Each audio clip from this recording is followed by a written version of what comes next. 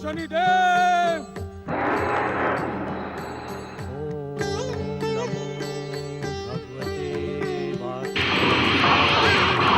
आप दोनों ओर से छरी और विष्णु के भक्ति का राग आलाप कर शनि को समाप्त कर देने के इच्छुक है। सावधान सूर्यदेव सावधान। क्या आप अपने पुत्र शनि की विध्वंसक विनाशक और मारक शक्तियों से अपरिचित हैं? बंद करे ये प्रलाप, बंद करे, अन्यथा मेरा क्रोध आपको तपस्या योग्य रहने नहीं देगा। बंद करे ये प्रलाप।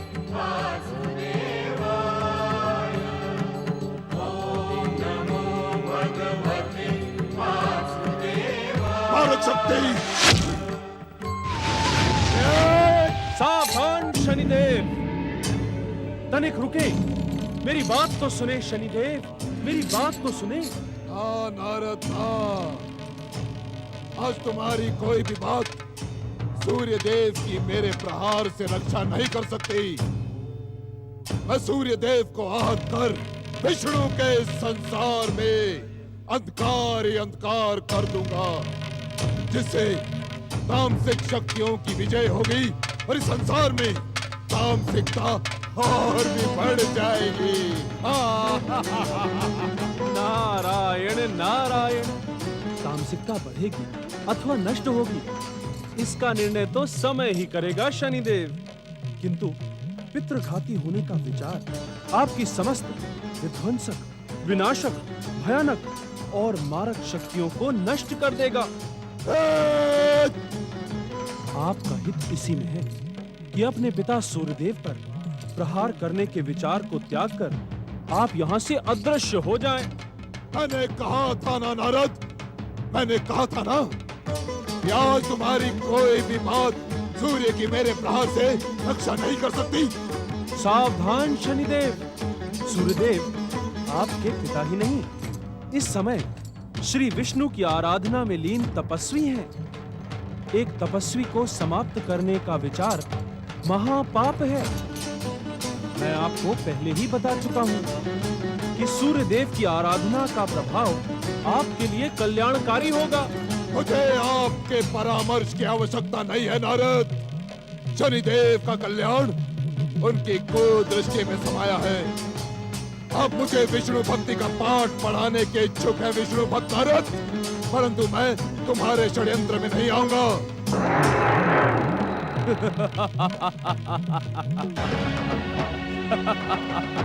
आज विष्णु के इस संसार को अपने तेज से प्रकाशित करने वाले सूर्य का जीवन संकट में है नारद। शनिदेव, आप इस नारद के बहकावे में ना आए, अन्यथा हमारे घोर शत्रु विष्णु के भक्तों का स्वर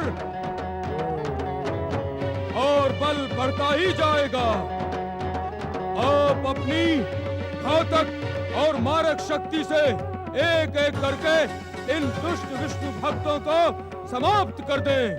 दैत्य सेनापति राहु, तुम आज से पूर्व कई बार श्री विष्णु भक्तों के विरुद्ध अपनी स्याह कुदृष्टि का प्रयोग करके असफल, पराजित और प्रताड़ित हो चुके हो। नारायण नारायण। बार बार एक ही प्रकार की भूल को दोहराकर तुम अपनी गिनती महामूर्खों में करवाने के इच्छुक क्यों हो? जगदीश्वर भगवान विष्णु तुम दोनों को सद्बुद्धि प्रदान करें। नारायण नारायण।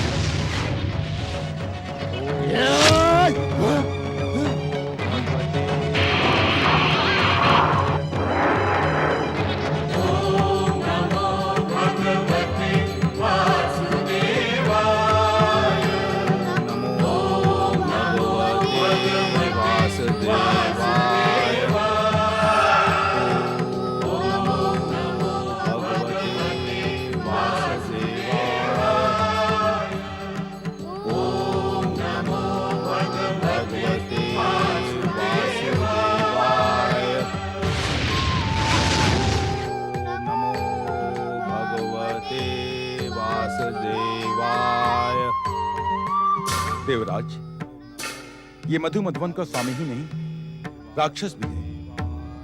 यदि हमने तब भंग के लिए शक्ति का प्रयोग किया तो शुक्राचार्य, शनि और राहु यहाँ प्रकट हो जाएंगे और हमारा व्यर्थ रूप से संघर्ष प्रारंभ हो जाएगा। पवन देव का कथन उचित है देवराज। हमें मधु और ध्रुव के तप को भंग करने का कोई अन्य उपाय सोचना होगा। आप दोनों का कथन उचित तो है, किंतु समय उचित नहीं है। अर्थात यदि इस समय हमने इनका तप भंग न किया तो भगवान विष्णु से वरदान प्राप्त करके ये हमारे स्वर्गलोक को चुनौती देने लगेंगे। हमारा इंद्रासन संकट में पड़ जाएगा। किंतु देवराज, सूर्यपुत्र शनिदेव और दैत्य सेनापति राहु की कुदृष्टि भी इनकी तप शक्ति के सम्मुख पराजित हो गई है। हमें ज्ञात है, इस कारण हम इन दोनों पर एक साथ नहीं, अलग अलग प्रहार करेंगे। पहले हम अपनी शक्ति से मधु को आहत कर उसे तपस्या योग्य रहने ही नहीं देंगे। उसके पश्चात ध्रुव पर अपनी युक्ति का प्रयोग करेंगे। वज्र,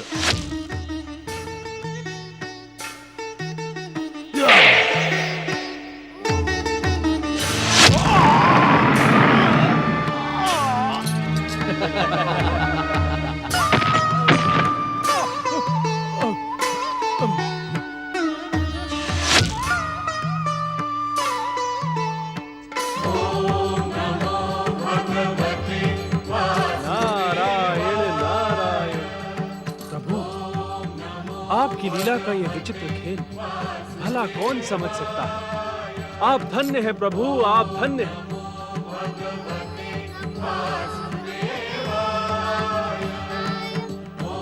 देवराज, इस निर्दोष बालक पर शक्ति का प्रयोग करना अनुचित होगा।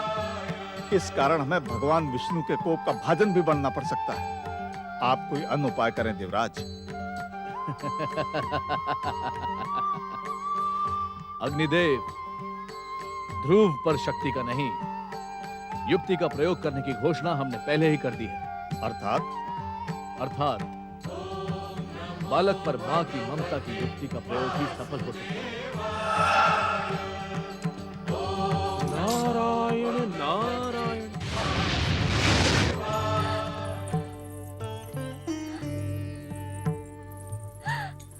इन बहुमूल्य अश्रुओं को व्यर्थ न करे बिटिया रानी। इन अश्रुओं को दुखदाई दिनों के लिए संभाल कर रखें। इससे अधिक दुखदाई दिन और क्या हो सकता है सुखिया माई। अपने स्वामी पति परमेश्वर को देखकर भी मैं उनका आशीर्वाद न पा सकी, पर रानी सुरुचि ने मेरे बस स्वामी के सन्मुख मेरे महान सास एवं ससुर का अपमान व निरादर किया, और इन सब प्रयासों के पश्चात भी मेरा ध्रुव के लिए अश्रु न बहाएं बिटिया रानी। उनके लिए शोक करना अनुचित है।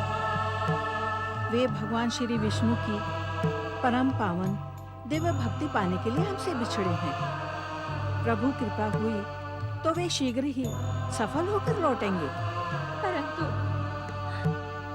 मैं एक माँ हूँ। जगत पालक श्री विष्णु ने माँ का हृदय कोमलता और ममता के तत्व से बनाया है। तो मात्र एक बार अपने पुत्र की झलक देखने की इच्छुक हूँ। बिटिया रानी, मेरा कोमल बालक मनों के कष्ट सहते सहते कहीं मुरझा तो नहीं गया? जो भक्त भक्ति में लीन होता है वो खाना पीना सब कुछ भूल जाता है। उसे किसी बात की सुध नहीं रहती। मेरा पुत्र अवश्य बिना खाए पिए सूख कर काटा हो गया होगा। सुखिया माई सत्य कह रही है महारानी सुनीति। हर्ष और आनंद की इस घड़ी में आप अपने अश्रुओं को व्यर्थ न करें। मुझे भागन के भाग्य में हर्ष और आनंद कहां से दिख गए आपको? महारानी सुनीति, हमने आपके पुत्र ध्रुव को भयानक वन में से ढूंढ निकाला है। क्या ये हर्ष और आनंद का विषय नहीं है? अवश्य है, अवश्य ही है। हर्ष और आनंद का विषय है, किंतु आप अपनी बात निसंकोच कहें महारानी सुनीति। आपने इच्छा मात्र से यहाँ प्रकट होकर अपनी दिव्यता सिद्ध कर दी है, किंतु क्या हम आपका परिचय? अवश्य। मैं स्वर्गाधिपति देवराज इंद्र हूँ। देवराज इंद्र? चकित होने की आवश्यकता नहीं है महारानी सुनीति। आपका भोला, कोमल और अबोध बालक अभी जब तब व्रत के विषय में कुछ नहीं जानता। अर्थात उसे ज्ञात नहीं है कि जगदीश्वर भगवान विष्णु की परीक्षाएं बहुत लंबी होती हैं। ज्ञात नहीं कि वे कब किसकी तपस्या से प्रसन्न हो, और जब हो तब तक बालक ध्रुव जीवित रह भी पाएगा अथवा नहीं। नहीं नहीं, ऐसा ना कहे देवराज। इंद्र महाराज, हमारे ध्रुव को कुछ भी हानि ना हो। इस समय स्थिति तो ऐसी ही है महारानी सुनीति कि अघटित विघटित हो सकता है। विष्णु भक्ति में लीन बालक ध्रुव के प्राण कभी भी नहीं, आपको हमारे ध्रुव के प्राणों की रक्षा करनी ही होगी, अन्यथा मैं आपके चरण नहीं छोड़ूंगी। उठो महारानी, उठो। ध्रुव की दुर्दशा को देखकर मैं स्वयं को रोक न सका और आपके समीप चला आया, किंतु क्या देवराज? मैं उसके हट को खंडित करने में असफल हूं। मुझे आपके कष्ट, दुर्भाग्य और दुखों का भली भांति ज्ञान है महारानी सुनीति, किंतु ध्रुव के हट को अब आप ही खंडित कर उसके प्राणों की रक्षा कर सकती हैं। समय व्यर्थ ना करें महारानी सुनीति। कहीं ऐसा ना हो कि हमारे पहुंचने से पूर्व ही वो अबोध बालक यमराज का भोजन बन जाए। नहीं नहीं, आपकी कृपा पाकर मैं धन्य हो गई। शीघ्र चले देवराज, मुझे मेरे पुत्र के समीप ले चले। अवश्य। मैं आपको अपनी दिव्य शक्ति से आकाश मार्ग से ले चलता हूं। नारायण नारायण। धैर्य महारानी सुनीति, स्वार्थी इंद्र के माया चक्र में न उलझे आप। देवर्षि, आप यहाँ इस समय? प्रणाम देवर्षि। प्रणाम महारानी सुनीति। हमारा एक क्षण भी व्यर्थ करना बालक ध्रुव के भविष्य के लिए संकट बन सकता है। देवराज, आप अपने स्वार्थ की पूर्ति के लिए इतना अधिक नीचे जा सकते हैं, इसकी तो मैंने कल्पना भी नहीं की थी। नारायण नारायण। एक माता की ममता पर कुठाराघात करना क्या आपको शोभा देता है देवऋषि? मैं ध्रुव के प्राणों का संकट देखकर ही ममतावश यहां प्रकट हुआ था, किंतु आपने असमय प्रकट होकर असत्य के माध्यम से आप एक मां की ममता को भ्रमित अवश्य कर सकते हैं देवराज, किंतु नारद को भ्रमित करने की चेष्टा न करें। नारायण नारायण। आपको भय हो गया है कि जगदीश्वर भगवान विष्णु से वरदान प्राप्त करने के पश्चात बालक ध्रुव आपके स्वर्ग पर अधिकार न कर ले। देवऋषि। देवराज इंद्र, आप भयानक भूल कर रहे हैं। नारायण नारायण। बालक ध्रुव अपने कठोर जप तप व्रत के फलस्वरूप जगदीश्वर भगवान विष्णु से जो दिव्य वरदान प्राप्त करेगा, उसके सम्मुख सहस्त्रों स्वर्ग भी तुच्छ हैं। महारानी सुनीति, एक क्षण का भी विलंब ध्रुव के जीवन के लिए भयानक सिद्ध हो सकता है।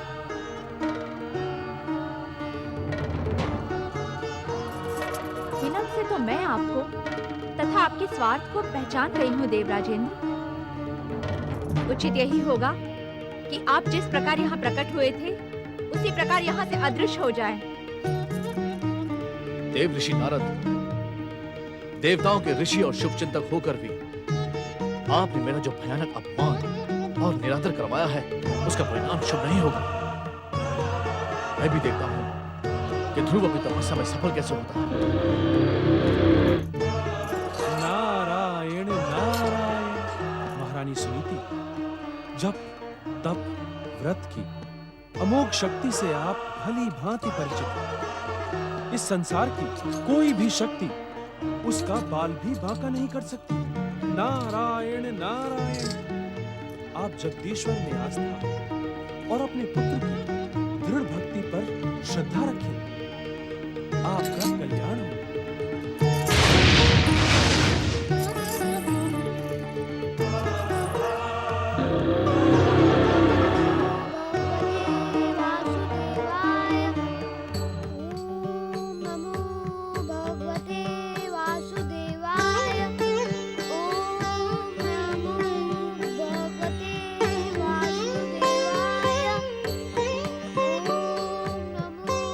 घृताची अप्सरा शीघ्र प्रकट हो। देवराज, आज्ञा है। पिताजी, स्वर्गाधिपति देवराज इंद्र का सिंहासन डोल रहा है। तुम्हें अपने अभिनय से देवराज इंद्र की सहायता करनी होगी। मेरी समस्त कला देवराज इंद्र के चरणों में समर्पित है। आप आज्ञा तो करें। पिताजी, तुम्हें ध्रुव की माता सुनीति का रूप धारण करना होगा और ममता के आंसू बहाकर इस हड्डी ध्रुव को तपस्या त्यागने के लिए विवश करना होगा। जो आज्ञा देवराज।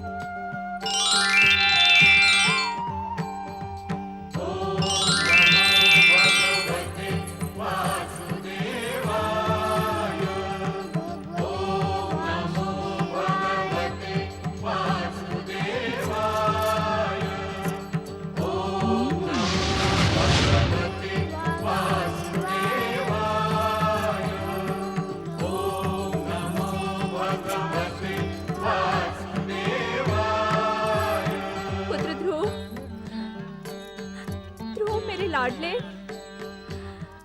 अपनी हट के कारण ये कैसी दुर्दशा कर ली है तूने अपनी। तनिक अपने शरीर को तो देख, कितना मुरझा गया है तू।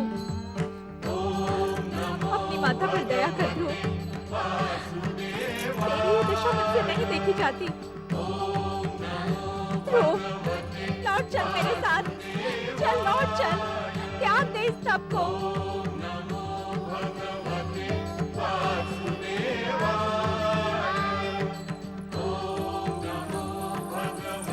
पुत्र ध्रुव, तुझे अपनी माता की सौगंध, इस तपस्या का त्याग कर दे। ये तपस्या नहीं, हठ है पुत्र।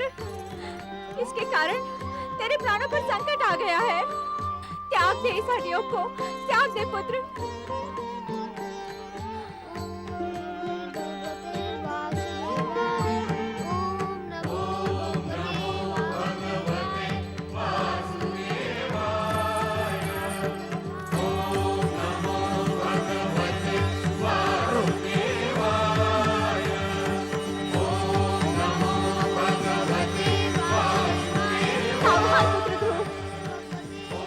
तुम्हें अपने प्राणों से मोह नहीं तो मेरी घोषणा भी सुन लो। मैं तुम्हें इस प्रकार अकाल मृत्यु स्वीकार नहीं करने दूंगी। मैं स्वयं प्राण त्याग दूंगी।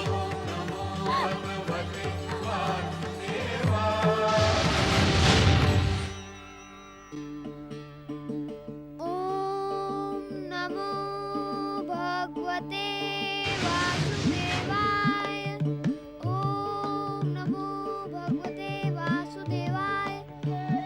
माता ध्रुताची, जब तप व्रत को खंडित करना भयानक अपराध है। आप अपने जीवन को इस भयानक संकट में क्यों डाल रही हैं?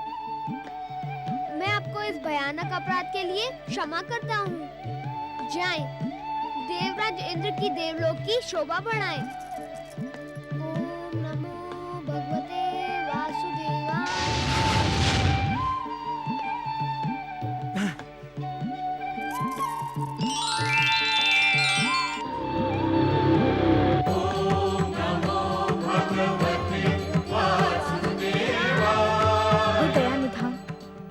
जगत पालक, हे जगदीश्वर, अपनी योग निद्रा को विराम दे और मेरी पुकार सुने।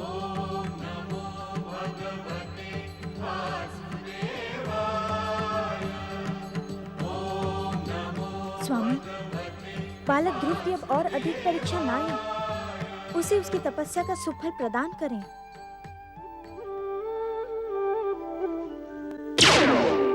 जगदीश्वर भगवान विष्णु को सप्तऋषियों का प्रणाम। हे भक्तवत्सल भगवान, हे जगदीश्वर, आज हम सब आपके सम्मुख एक प्रार्थना लेकर उपस्थित हुए हैं। हमारी प्रार्थना सुने प्रभु। बैकुंठ में सप्त ऋषियों का स्वागत है।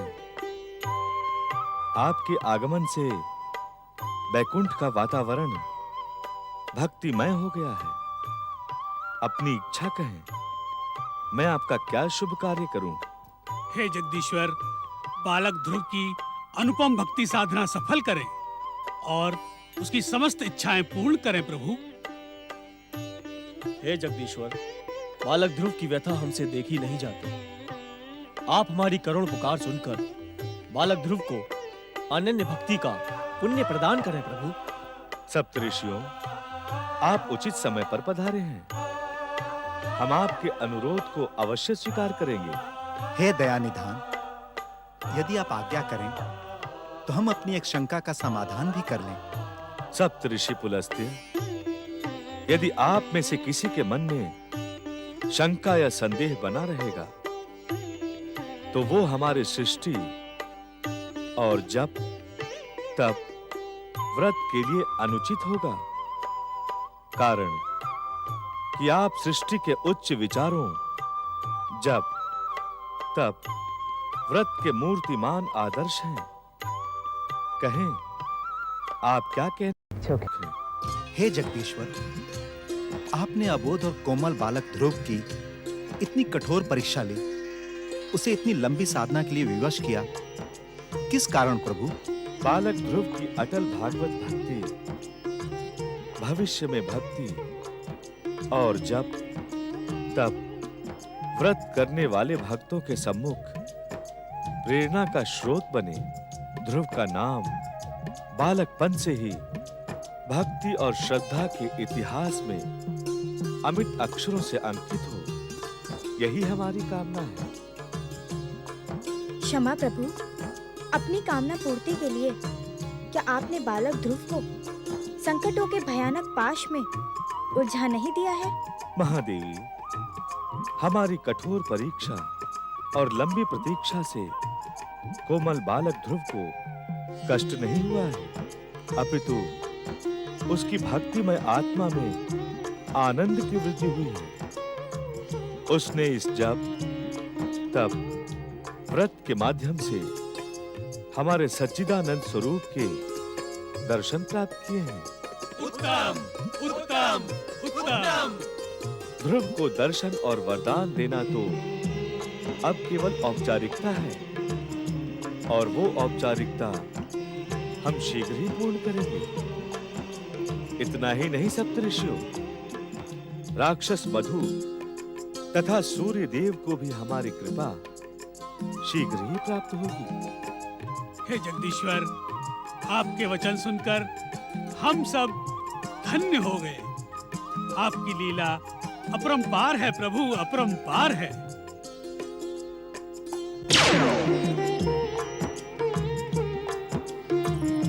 स्वामी,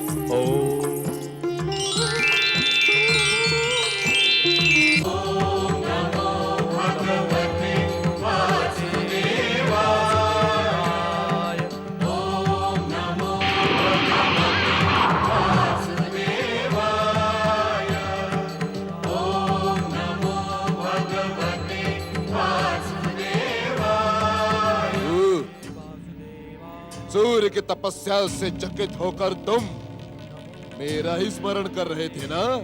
और शनिदेव, मैं आश्चर्यचकित होकर आपका ही स्मरण कर रहा था।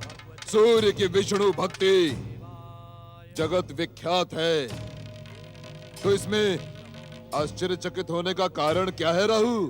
आश्चर्य का कारण सूर्य की विष्णु भक्ति नहीं है शनिदेव। तो तुम्हारे आश्चर्य का कारण क्या है? मेरे आश्चर्य का कारण सुनकर आप उद्विग्न हो जाएंगे शनिदेव। तुम्हारे आश्चर्य का कारण सुनकर हम उद्विग्न हो अथवा ना हो, किंतु ये सुनकर हम चकित अवश्य हैं कि संसार का कोई कारण भाग्य विधाता शनिदेव को उद्विग्न कर सकता है। शनिदेव, तनिक इतना तो बताएं कि आपने अपने घोर शत्रु सूर्य देव की तपस्या इतनी लंबी क्यों चलने दी? अब तक आपने घोर दैत्य शत्रु के तप को खंडित क्यों नहीं किया? प्रभु, इस घोर शत्रु को दंडित ना करने का कारण इस संसार के समस्त राग, द्वेष, छल, कपट, एते, अनेते, कुनेते और ईर्ष्या को आश्रय प्रदान करने वाले भाग्य विधाता शनिदेव की कूटनीति है। कूटनीति अर्थात? प्रभु, हम अपने घोर शत्रु और अपने पिता सूर्य देव को दंडित ना करके इस संसार को ये दिखा देने के इच्छुक हैं कि हम अपनी माता की हत्या करने वाले इस घोर शत्रु के सुपुत्र भी बन सकते हैं। इच्छा मात्र पर हम इन तपस्वी सूर्य देव को एक ही फूंक में उड़ा भी सकते हैं, किंतु हम ये जानने के इच्छुक हैं कि इनकी तपस्या सफल होती है अथवा नहीं। क्षमा करें शनिदेव, दैत्य शत्रु सूर्य देव की तपस्या के सफल होने से आपको क्या लाभ होगा? प्रभु, सूर्य देव को क्षमा करने और उनकी तपस्या की प्रतीक्षा करने के पीछे मेरा उद्देश्य मात्र इतना है, ये छलिया विष्णु से क्या वरदान प्राप्त करते हैं। यदि हम इनकी तपस्या को खंडित करते हैं तो हम इनके वरदान को देखने से वंचित रह जाते हैं। क्षमा करें शनिदेव, मुझे आपकी कूटनीति तनिक भी समझ में ना आई। आती रहू, भाग्य विधाता शनिदेव की कूटनीति तुम्हारे समझ में आएगी भी नहीं। ओम नमो भगवते वासुदेवाय।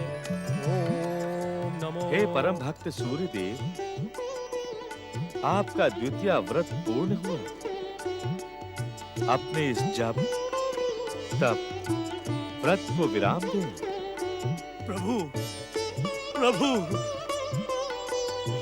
हे भक्तवत्सल, हे जगत पालक जगदीश्वर, मुझे पूर्ण विश्वास था कि आप प्रकट होकर मेरी मनोकामना अवश्य पूर्ण करेंगे।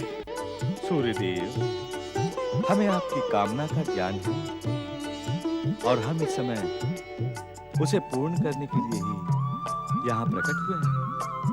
शनि सूर्य नारायण देव, आपको विधि के विधान और नियंता के नियति के कारण ऐसे पुत्र और पुत्रियों का पिता बनना पड़ा जो स्वयं अपने को और आपको सुख प्रदान करने से वंचित रहे। हाँ जगदीश्वर, देवी संज्ञा से उत्पन्न यम और यमी मुझसे रूठकर यमलोक और पृथ्वीलोक चले गए। उन्हीं की प्रतिरूप देवी छाया से उत्पन्न शनि तथा तप्ती ब्रह्मवश हमसे वैर भाव ठानकर हमारे दुख का कारण बने। अपने नियति को लेकर आप दुखी न हो सूर्यदेव। आपके पुत्र यम को यमराज बनना ही था। यमी और तपती को पृथ्वी लोक पर आश्रय लेकर नदी के रूप में बहना ही था। शनि देव को भी आपका शत्रु बनना पूर्व निर्धारित विधि का विधान था। भक्तवत्सल, तो क्या चिंतित न हो सूर्य नारायण, अब आप में समाहित हमारा दिव्य अंश आपको सुसंतान के सुख से वंचित नहीं रखेगा। हम आपको ऐसे 2 दिव्य पुत्रों का वरदान प्रदान करते हैं जो किसी माता के उदर से नहीं, आप ही के तेजस्वी शरीर से उत्पन्न होंगे। प्रभु आपकी जय हो।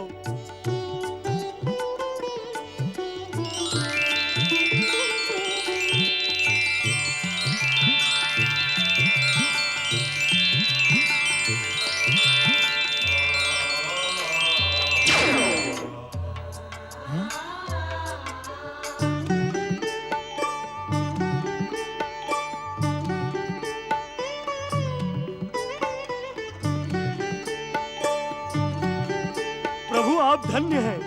दिव्य आत्मा अश्विनी कुमारों, तुम दोनों परम शांत, शीतल, मंगल और कल्याणकारी अमृत कलश लेकर प्रकट हुए।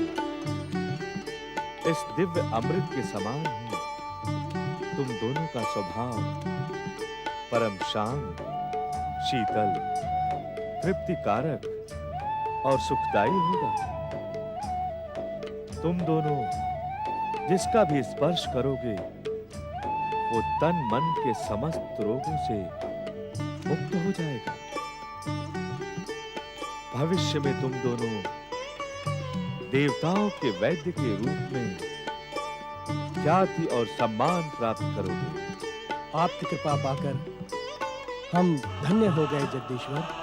हे भक्त वत्सल, हम सदा आपके दिखाए हुए पथ पर आगे बढ़ते रहेंगे।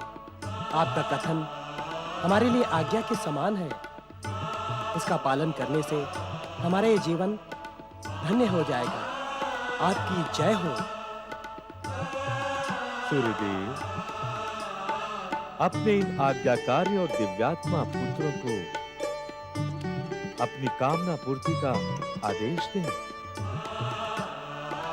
आप सबका कल्याण हो।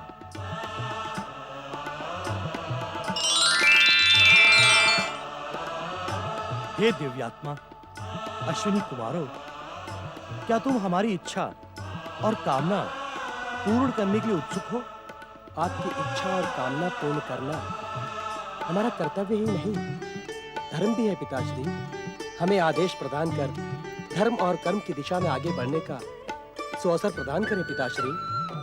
पुत्रों, सर्वप्रथम तुम दोनों अपनी ज्येष्ठ भाई बहनों के मन से हमारे प्रति वैर भाव और उपेक्षा की भावना का अंत कर दो। यही हमारी सर्वप्रथम कामना है। जो आज्ञा पिताश्री।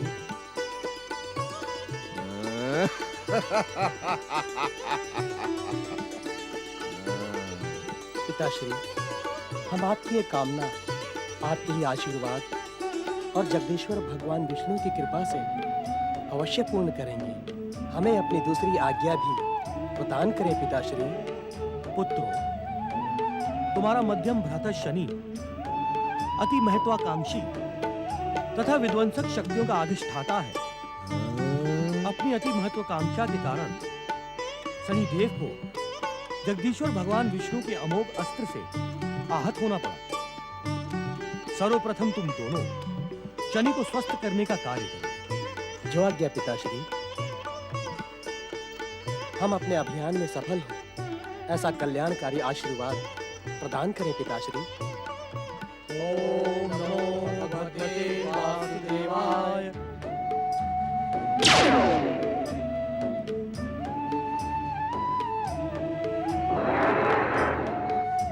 शनिदेव, आज आप भी दैत्य शत्रु छलिया विष्णु के एक और चमत्कार के साक्षी बन गए। मुझे उत्तेजित करने के लिए व्यंग की भाषा बोलकर तुम अपना कौन सा स्वार्थ सिद्ध करने के इच्छुक हो रहो? छलिया विष्णु ने सूर्य देव को अमृत कलश धारण करने वाले 2 पुत्र प्रदान कर आपकी महानता को नष्ट भ्रष्ट कर डाला है शनिदेव। अब वे दोनों अश्वनी कुमार आपके घोर शत्रु सूर्य देव का साथ देकर आपकी शत्रुता का सर्वनाश कर देंगे। शांत शांत रह रहो, शांत। तो हमारे सम्मुख हमारी महानता को नष्ट भ्रष्ट कर देने का दुस्साहस कर रहा है। शांत रहे, अन्यथा परिणाम तेरे हित में शुभ न होगा। आपके सम्मुख छलिया विष्णु की कृपा से 2 दैत्य शत्रु और उत्पन्न हो गए। संसार को अपनी मारक, भयानक, विध्वंसक और विस्फोटक को दृष्टि का भय दिखलाने वाले शनिदेव आपको कुछ न कर सके और अब अपनी हताशा और निराशा मुझ पर निकाल रहे हैं शनिदेव। दुष्ट मूढ़ बुद्धि राहु। प्रणाम मध्यम भ्राता श्री। मध्यम भ्राता शनिदेव, अपने दोनों छोटे भाइयों का प्रणाम स्वीकार करें। मध्यम भ्राता शनिदेव, आपके हृदय में हमारे महान पिता के प्रति जो बैर भाव है, इसका त्याग करें। भ्राता श्री, हम आपके सम्मुख यही प्रार्थना लेकर प्रकट हुए हैं। कौन सी? चले जाओ, दूर हट जाओ हमारी दृष्टि से। तुम दोनों विष्णु के वरदान से प्रकट हमारे घोर शत्रु हो। तुम दोनों ने हमारी आज्ञा नहीं सुनी। अदृश्य हो जाओ यहाँ से, अन्यथा राहु तुम्हारे पिता के भांति तुम्हारे जीवन पर भी ग्रहण लगा देगा। राहु, मेरे दोनों भाइयों ने हमसे प्रार्थना की है, तुमसे नहीं। तुम्हें हम भाइयों के मध्य प्रलाप करने का कोई अधिकार नहीं। तू शांत रहे, शांत।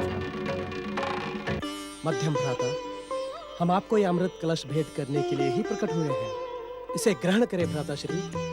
इससे आपके तन, मन और आत्मा को शांति मिलेगी।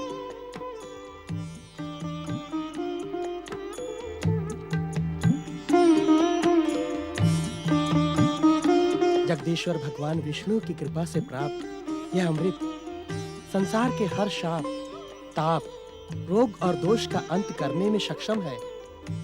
भ्राताश्री, इसे ग्रहण करते ही आपका अमोघ अस्त्र से आहत चरण पूर्ववत स्वस्थ हो जाएगा। अपने मन की उद्विग्नता का शमन करें मध्यम भ्राताश्री, और अपने दोनों छोटे भाइयों की यह भेंट स्वीकार करें। षड्यंत्र और षड्यंत्र शनिदेव, सावधान सावधान शनिदेव, ये अमृत नहीं है, ये विष्णु और सूर्यदेव के षड्यंत्र का विष है। आप इसे ग्रहण ना करें शनिदेव। राहु, समुद्र मंथन के समय तुमने तो चुराकर देवताओं का अमृत ग्रहण किया था। इसी कारण विष्णु के चक्र सुदर्शन के प्रहार के पश्चात भी तुम आज तक जीवित हो। तो फिर तुम हमें उपहार में प्राप्त अमृत ग्रहण करने से क्यों रोक रहे हो? क्या तुम्हें हमारी अमरता प्रिय नहीं? हाँ?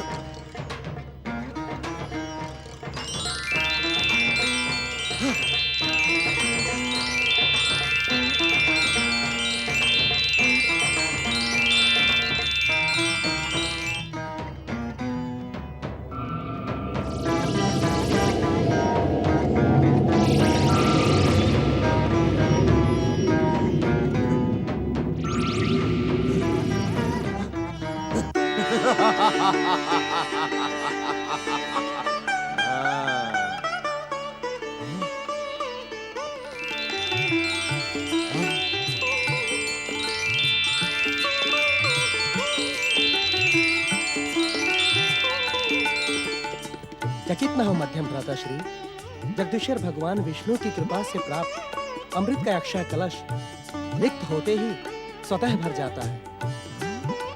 मध्यम भ्राताश्री, आपने हमारी प्रार्थना सुनी, इस कारण हम आपके आभारी हैं। आपकी जय हो।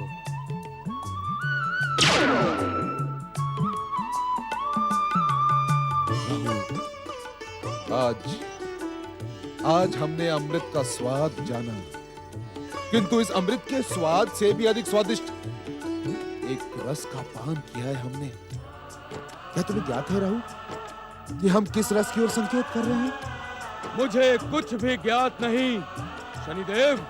राहु, इस अमृत रस के पान करने के साथ ही मुझे यह भी ज्ञात हुआ कि परिवार और भाइयों का प्रेम कितना निर्मल और सुखदायी होता है। जीवन में पहली बार राहु, पहली बार मुझे भाई और परिवार के प्रेम की अनुभूति मिली। आज मेरा जीवन धन्य हुआ राहु, धन्य हुआ।